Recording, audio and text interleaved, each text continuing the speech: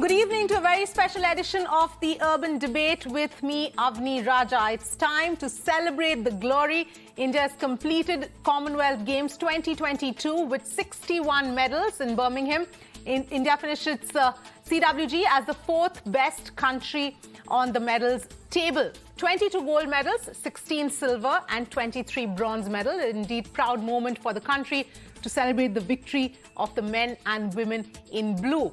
It was a good outing when they came out to compete in various events across various disciplines. Nikhat Zareen, living up to all the promises, won a gold medal in the 50 kg bout, breaking the shackles of a 16-year-long wait and coming strong after the clock howler. The Indian women's hockey team defeated the New Zealand side to claim the bronze medal. Adding to India's medal tally, India's Eldos Paul and Abdullah clinched gold and silver respectively and added a page in the books of Indian men's triple jump history. Tonight, we'll discuss the journey of our athletes in the Commonwealth 2022 and how they made the impossible possible. We'll also talk about how the history of winning of medals in firsts like squash has opened up new hope for India. But in fact, let me welcome the guests who are joining us today. Before that, let me first go across to Karishma, who's joining us, who's been tracking the entire CWG very closely. Karishma, it is in fact an extremely incredible bout that we've seen from our Indian contingent, especially because this time there was no shooting. But nonetheless, what would you say are the key highlights this time round? Well, yes, absolutely. It has been a record performance as far as Indian athletes are concerned. Highlights, obviously, Achanta Sharat Kamal winning 4 medals in 2022. PV Sindhu with her, maiden gold medal. Lakshya Sen on gold medal. Wrestlers with medals. Boxers also coming back. Clearly, games have shown India's full potential and the progress that it's making as a sporting nation. But Sharat Kamal and PV Sindhu are obviously going to be the highlight of 2020. The women's hockey team also winning a bronze medal after a gap of 16 years in CWG. All right, Karishma, thank you so much for joining us with that update as far as CWG is concerned. But tonight is the closing ceremony. However, let me welcome our guests who are joining us. Manisha Malhotra, Head GSW Sports Excellence and Scouting Program. A former tennis player and Asian Games silver medalist, Dr. Deepa Malik, President, Paralympic Committee of India and Paralympics Games silver medalist, as well as Khel Ratna and Padma Shri Arjuna awardee as well. Aditi Mutatkar will also be joining in, who's a badminton player and silver medalist of CWG 2010.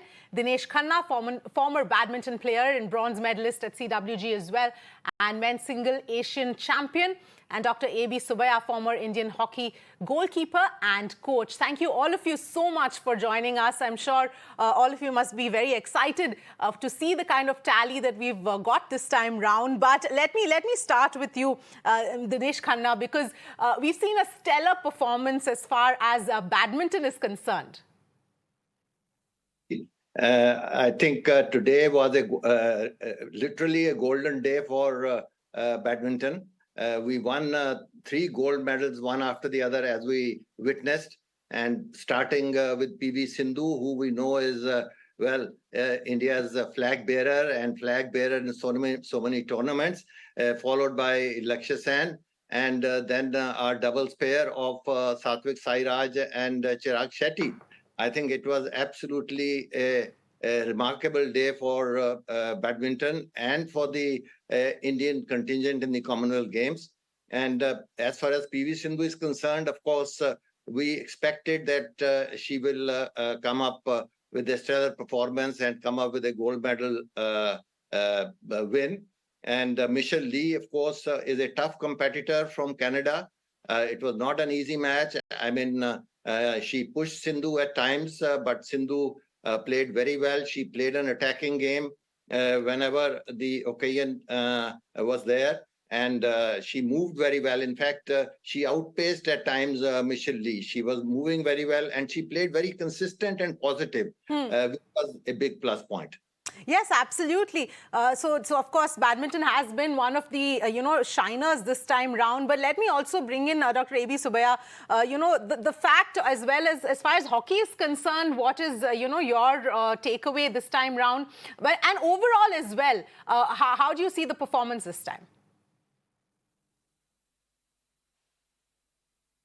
That is a very all-round achievement from our Indian team. If you see from the lawn balls to all the accredited sports like badminton, hockey, everywhere we won the medal. And it is overall one total commitment from all the sports person in all the disciplines. We are able to win the medals. And I am very to say that this time, unfortunately, the shooting was not there. Otherwise, we would have ended up in second or third in the medal tally. Otherwise, the hockey, they played very good matches. Girls put up a very good show, and they finished third. And it is a very good achievement because New Zealand is ranked higher than India in the women's hockey, and they always beaten them. And they're unfortunate, I felt, in the semi-finals against Australia, that one decision which brought the moral of the women's hockey down. Otherwise, the men's hockey till the finals, they played very well. And today, yeah, really one of the day where we are, the whole team was off color other than the Srijesh, who's done some fine saves. Despite that, we lost by 7-0. I think there is a lot of positive to take from this game. I think we are in a right phrase that we are moving towards one of the good sporting nation. Yes, absolutely. And non-cricket sports really taking, a step ahead, I think is an extremely important development that sort of is gaining momentum. But Dr. Deepa Malik, coming to you here, 3 para medals this time round. What is your takeaway? Because this is also an extremely impressive performance. Absolutely, especially when there are just 16 players out there, very, very limited disability categories and sports. We also did not have shooting, which is our forte. Para badminton could have given us so many medals. I was definitely expecting one in athletics, para athletics, but I'm absolutely jubilant about the goals, the 2 goals that we could add to the national tally. Bhavina Patel become not just Indian favorite, but world favorite. Sonal Patel has come up so well. She beat the Tokyo bronze medalist. So this was so amazing. And the girl who beat Sonal was finally beaten by Bhavina. And they're also coming up as a very strong doubles pair, but we did not have doubles competition. Otherwise, we could have had another medal from both the girls. We call them the Patel Punch, or the Patel sisters. They have really done so amazingly well. And Sudhir, see, now the para sports has become so mainstream, and even para athletes are not settling in for just mere representation or participation. They are, very, very serious about their podium finishes. Sudhir finished with a games record. It was not just a gold, but it was a games record. Unfortunately, Manpreet and Paramjeet, we were expecting at least a bronze and a silver from them, but some miscalculation in beginning with the weight category, the weight that they started their lifts with, but it clearly shows that they are there. So any day their performance can turn into a medal in the future competitions. Very satisfying participation and great contribution from para. I mean, now this is the only event where para athletes and the regular athletes, the athletes and para athletes play together under the same flag, under the same medal tally. It is happening at the same time. We feel very proud that 2 golds came from our camp to our Indian tally. And definitely a beautiful day. I must congratulate everybody for lovely medals that are coming in. My takeaway from CWG is that women have done equally well. Even when I talk about para participation, women number is as high as the men's number. The medals given by women are more than the men in para fraternity in CWG. But I am also very happy to see if there's a hockey medal from men, there is one from women. If it is a judo medal, there is both men and women have one. when you talk about TT or you talk about badminton, and very nice. There's always been a thought that Neeraj, with his last medal, completed his cabinet of medals. I could see the same being reflected in PV Sindhu. Now she had a bronze and a silver from previous CWG. Now her cabinet has a gold. So I hope the pattern just goes, because she has from Olympics, she has a silver and a bronze, and I'm sure in the forthcoming Olympics, yes, there will be a gold in her cabinet. So she's going to also complete her colors, and her performance is going up steadily. These are some very amazing things, and seeing medals in athletics, it was so amazing. The steeplechase medal, or the race walking medal. Yes, absolutely. Happy. Yes, indeed. There have been multiple, areas where India has really shown. But Aditi, if I can come to you here, as far as badminton is concerned, this is yet another, if it wasn't already, 100% sure, but this is yet another endorsement of India's, level on the world stage when it comes to badminton. Yes, I think, Dinesh sir has already summed up, what we have done with all the events. I think the only missing thing that, is there is the bronze medal won by the women's doubles pair, Gayatri and Trisha, right? I mean, they have played this games for the first time, and, to come there and kind of win that medal, it shows, how confident they are. And they are, after Ashwini and Jwala, and now Ashwini and Sikki, we were hoping, who is going to be that next doubles pair. And it's fantastic to see Gayatri and Trissa do so well. They have also kind of played the quarterfinals at the All England recently. So that has, really made them confident. So I think overall, all the events other than the mixed doubles, so we have had a medal in this Olympics, especially the 3 golds. They should really show that, for Lakshya, it was the first time, right, that he was playing the Commonwealth Games, and to just come and win the gold, it's not easy. I mean, they were all expected to win medals, but to come on this kind of a platform and do, what they have done is just fantastic. And it is just really great for the game, I think, I mean, it is showing, that we are leading the pack, and we are not, behind anybody. I mean, we are right up there, and whatever we do, I think the next thing is going to be, of course, the Asian Games and the Olympics. But like Deepa ma'am said, that, we are just hoping that Sindhu, completes her medal cabinet there as well. It's just fantastic as an athlete to see what's going on in terms of badminton, and of course, all the other sports, especially athletics. It was a very, very inspiring feat by the athletics athletes, I mean, one of the things that, key things is that with shooting, not being there, we were not, I mean, the medal tally could have gone lower, but we have actually kind of equaled our medal tally, with what it was the last time around. It was almost, I think it was 66 last time, and we are at 61 even without shooting. So that's a fantastic effort by all of our athletes, and we should be nothing but proud. Yes, indeed. And Manisha Malhotra, coming to you for your comments as well in terms of your big takeaways from this time round. And the one thing that seems to be the common thread is that shooting was not there, and our medal tally would have been much higher if shooting was in fact there. Well, I mean, I think it was sad that shooting was not there, and also archery, which is a significant amount of medals that we miss out on. But now looking forward, wrestling is not going to be in the next CWG. So, we always have to look at new avenues where new sports turn up and new people come up. And that's the journey of a sporting nation. You've got to keep improving in various sports and not be so specific to certain sports. So we have to keep kind of widening our level of support and widening the people, the athletes who we are supporting, which I think we're doing a good job on. I mean, nobody would have ever dreamed of a lawn bowls gold. I mean, if you would have asked me before the CWG, I wouldn't have been able to predict it. So that was a fantastic achievement. I think the performance of the games has got to be Avinash Sable's silver with the Kenyans. I think that has been a fantastic. It was a silver, yes, but it was a fantastic performance all around. It was very, very heartening to see. Also, I would think that a fantastic performance by the table tennis people. And they did a phenomenal job. Sharat did a phenomenal job. And even, the whole contingent really kind of went out there and believed they could win these medals. And that was something that was very, very heartening to see as a sports administrator.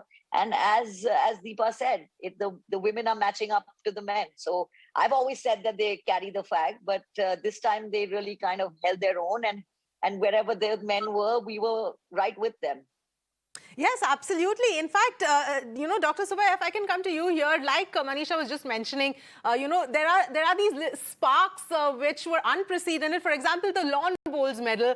Nobody even knew about lawn bowls, and this is also another way that awareness about new sports then get created, and that sort of helps more, people get into that field and into that sport as well.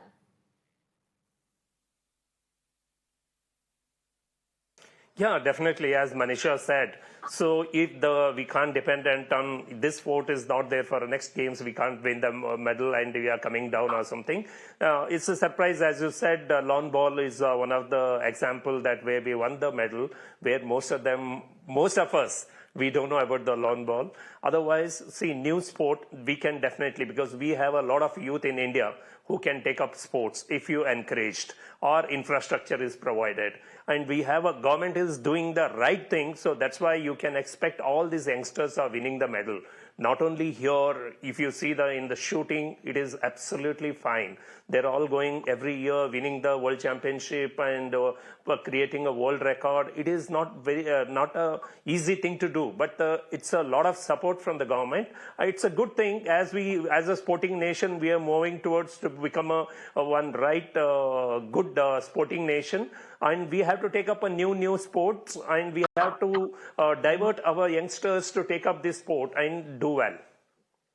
Yes, absolutely. And in fact, that is an extremely important point that you mentioned about the infrastructure and how we have seen an improvement. But I do believe that there is still some way to go. And Dinesh Khanna, if you can come in on this, because when it comes to non-cricket sports, badminton, yes, has reached, the next level, so to speak. But there are so many other sports which have yet to break past that ceiling.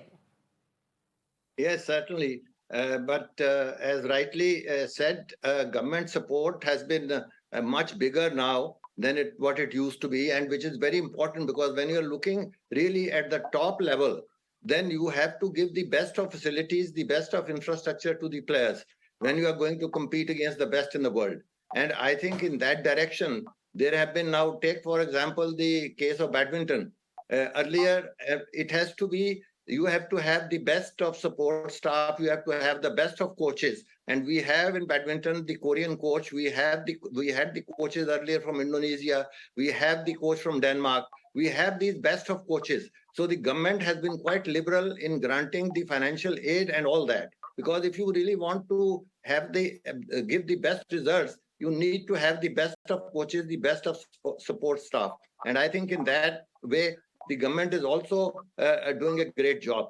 And that is what we are seeing the results of.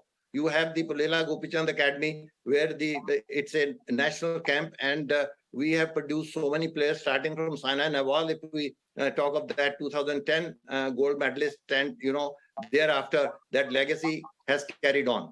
So I think it's very important, the government support and the overall support and the timely support, which is very important.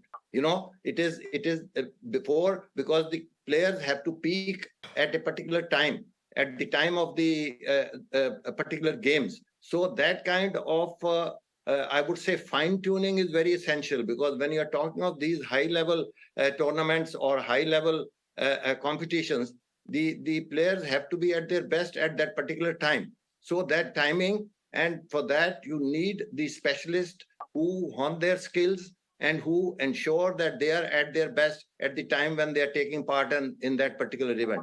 As we saw, I think Lakshya Sen played a brilliant match. It was absolutely at a blistering pace, the match was played. And we saw in the end, although he lost the first game, but even after losing the first game, he showed a lot of grit and determination. And we saw, and the second game, the Malaysian was a little tired. He almost gave up the second game to conserve his energy for the third and the deciding game. But we saw some top-class badminton from both these players, absolutely of the highest quality. Yes. And a very, very proud winner in Lakshya Sen, who was playing in the Commonwealth Games for the first time, and we have a lot of hopes on him in the future. Yes, absolutely. In fact, Dr. Deepa Malik, in the same vein, like you pointed out, parasports have now entered the mainstream, and even there in the Commonwealth Games, for example, limited number of events where the participation can be there. What more can be done at this stage to encourage not just participation, but to reach that level of excellence in India? Definitely, we have to go a long way when it comes to inclusive infrastructure. The thought has begun. Accessible India campaign has been an amazing initiative by Honorable Prime Minister, sir. And so now people are talking about the new India as inclusive India. And the policies are all very inclusive, and they're at par for whether it is para athletes or athletes. So things are improving. State policies have all got pretty redefined to include para sports. People are learning. More and more coaches are now getting interested in joining the coaching arena, and everybody's realized that there is a future, and a very strong one at that, in para sports. And when a medal is won in para sports, it's not just about sports. It talks about the change in the mindsets of the country, the inclusion. And you see, if you want a country to be called a developed country, then it has to take everybody along, and you cannot leave anyone behind. And participation and opportunities to be created for one and all. So this reflects that the nation is also now moving in the right direction. The new India is inclusive India. And at the same time, it creates a lot of opportunities for people in disability to socially integrate, come out, get for themselves a journey of fitness, a journey of self-confidence, and also a journey of self-reliance through sports. So para sports growth is definitely a great way to unite everybody and give better opportunities. We have to work a little more on the assistive aids. We have to create a better, lower platform of the pyramid. Like, we have to really reach out to the grassroots and work, because we are the largest population of persons with disability also. The largest chunk is there. And here I would also like to, another thing which I observe, that now not a single sport has actually disappointed us. You see wrestling, you see boxing, you see athletics has started coming up. New games like lawn bowls, we can talk about badminton, TT. So now we have to start picking up as where we are not progressing. Even in para sports, in this particular CWG, what came to my mind is that we have very few swimmers, whereas we have such a long coastal line. I mean, this is one of the longest coastal lines our country has geographically, where there is sea, there are so many rivers, lakes. Then why we are not there in the water sports? So this is also something which I think we can take away and start working on as we go along to increase our medal tallies in different more new sports. Right. Yes, absolutely. On that point, in terms of how non-cricket activity sports sort of have been growing in India, Aditi, coming to you, what more do you think brands can really do for non-cricket stars in our country? Because we have seen a lot of movement over the last few years towards non-cricket sports, but there is still a huge skew. And while there may be one or two outliers, such as badminton in the recent past, there's still a lot of sports which are nowhere close to getting even, a fraction of the kind of attention that cricket gets. How do you think this is going to move going ahead? No, I think it's going to kind of change, and it's already happening. You see Smriti Mandhana coming on with, on a lot of ads right now. We also saw Sindhu with, Ranveer Kapoor recently. I mean, she's on the front page with Ranveer Kapoor, in the papers today, and she's also won the CWG gold. So, the story is slowly changing. And I think with brands also, I think, it all depends on, how well we play and the amount of medals that we get and the performance that you show. And as we kind of, the story is changing, right? I mean, earlier it was, maybe cricket was kind of dominating in terms of, the kind of victories that we had or the kind of performances that we delivered.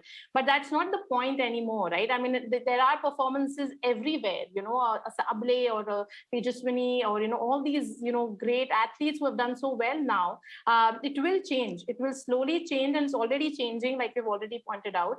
And I think the brands have to kind of open up to having non-cricket heroes. I mean, the country has already accepted them as heroes and, as superwomen and supermen. And I think the brands have to do the same thing, because most of our sports like boxing or wrestling and all of these have a grassroots reach, just like cricket does. And, badminton has reached, everywhere today. So it's, the market is ready to kind of see different heroes now, and we can have them, I mean, cricket has its place, but all the other sports are also kind of delivering on performances, and we have so many women doing so well, and they can be such great role models, and India needs women role models, and if the brands can use them well and kind of have them going, like I see ads with Adidas and Puma using a lot of women athletes today, and they are on the front of all on the cover magazines as well. It's so refreshing to see all our boxers and everybody kind of flashing on the cover magazines like Femina and all of these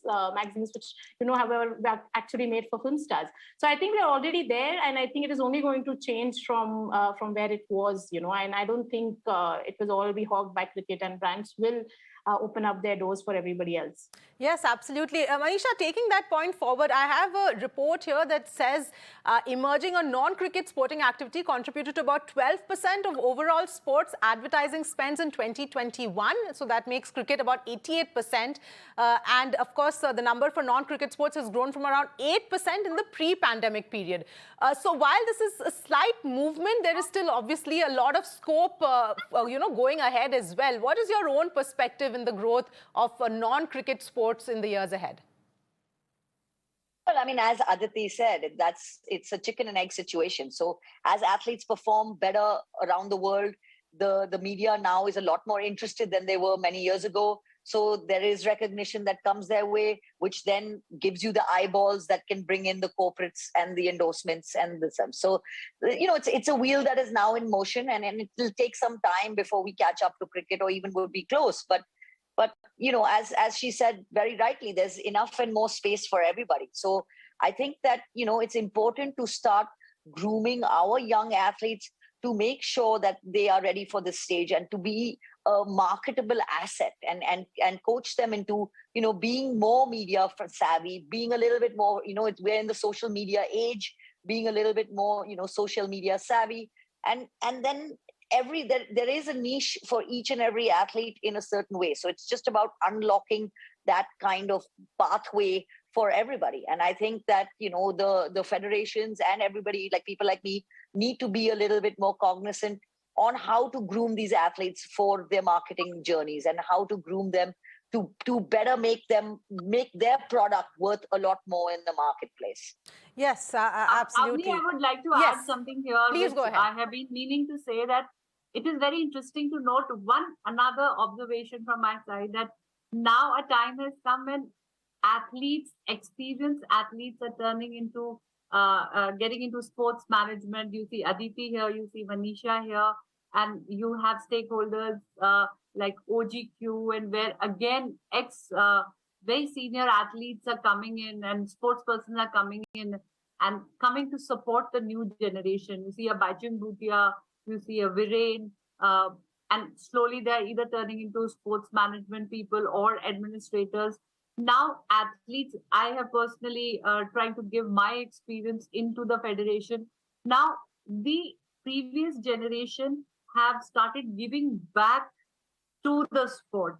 And with that experience and all the ups and downs that an athlete faces, it is now the ecosystem is becoming more and more athlete-centric, backed with the right policies. This is absolutely the right time. And slowly we are breaking the barriers of age, gender. I mean, see Sharad Kamal. It was so interesting to hear when Viren was there, as a live commentator, and he said, I'm here doing the commentary as 40, and look at Sharad winning at 40. So even the age barrier, the mindset, everything is changing. And this whole generation of senior athletes, players with their international and domestic experiences are now getting into the ecosystem to give back. This is also something very beautiful, and it gives encouragement to the young athletes that we have a very long future. You know, so there is more diligence and there is more inspiration all around there.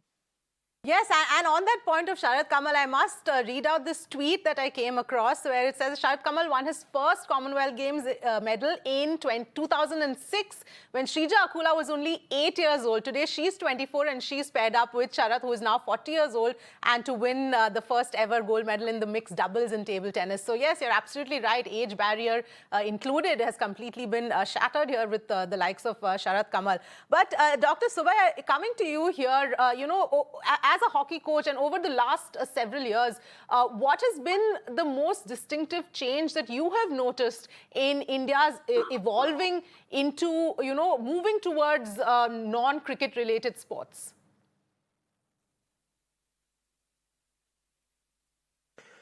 Yeah, it's a good thing. As I said earlier, a lot of government support also, because without that sport like hockey and all, it's very tough to play because you need a lot of good equipments, exposure trips, and you have to have a scientific support.